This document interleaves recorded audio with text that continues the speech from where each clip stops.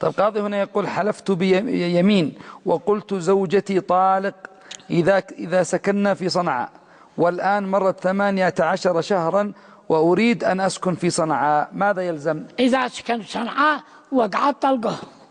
وإذا لم يسكن ليس عليه شيء؟ ما يقعد شيء، لكن يتركوا التعليق، يكونوا يحلفوا بالله أو ينذروا أو يعملوا شيء آخر. الطلاق هذا ما بيشرع علاقة. الله سبحانه وتعالى ما شرع الطلاق إلا لقطع العلاقة ما بين الرجل والمرأة إذا قد أصبحت الحالة حالة سيئة وأصبحوا في جحيم. أما الطلاق هذا فلا يجوز أن نستعمل الطلاق هذا.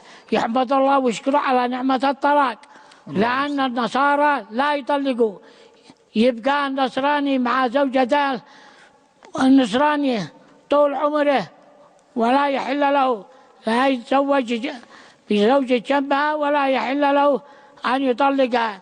والإسلام قد أجاز لنا تعدد الزواجات وأجاز لنا أيضا الطلاق، لكن لا نسترسل فيه، إنما عند الضرورة. الله المستعان.